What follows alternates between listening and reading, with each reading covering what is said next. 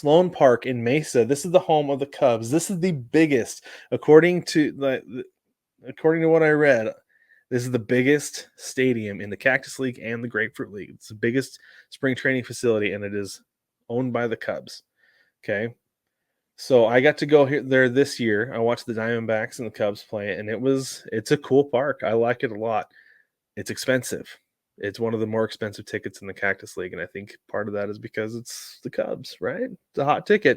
A lot of people come down. A lot of people come down and watch their Cubs. They got a national fan base, so they can charge a lot. They can charge a lot for their tickets. Parking, my experience was non-existent. We parked almost a mile away. We hopped on a rickshaw to and from the stadium. I was with my dad, and he paid for us to hop on a rickshaw and ride. Turned out to be worth it. It's a lot of fun. But we also had to pay for parking. It's one of the few times I had to pay for parking in the Cactus League. So be prepared for that as well. Customer experience, people were great. They have a little sand lot out in center field. My son played at the sand lot. The people were super nice. Kids kept hitting foul balls into the food truck area, and the people were really nice. The two women who were there working it, they were nice, and they go over and they go grab them and bring them back. Like, here's your ball, So, and they didn't seem put out by it at all. They were really friendly. The people in the team store were great. Speaking of the team store, it is enormous. It is so big. I think this is probably the biggest team store, at least that I've seen so far in the Cactus League. The Giants is really big. I thought this was bigger. It was huge. It's well organized, tons of Cubs stuff, and packed with Cubs stuff as well. Like, they are not skimping. Like, they're taking advantage of all that space with so much Cubs stuff for all those Cub fans who are coming down from Illinois and wherever else that they are located in the country. So team store it's a great one. Fan experience, it's cool. It's another one of those stadiums where no matter where you are, you can see what's going on in the field.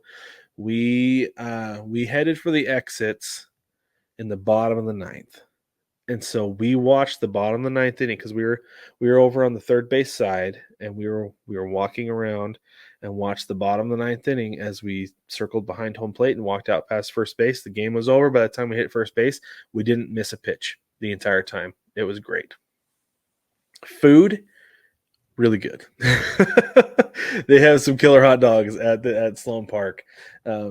Be careful where you get them, though, because there is one stand that I found out in right field. It sells a foot long for $15. It's like, no thanks. I'll go get 2 regular hot dogs for $6 a piece. So, and they were really, really good. They also sell Chicago style hot dogs. So you can get those there. They don't come with all the fixings. You have to put the fixings on there for you, but they have, I believe it's a sesame seed bun is what makes it Chicago style.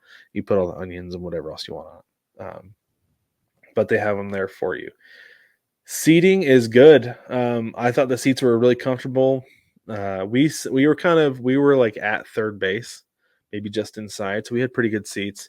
So we didn't have to worry too much about turning to watch anything like that. The setup was good. Shade. I would imagine there's a lot of shade at this ballpark.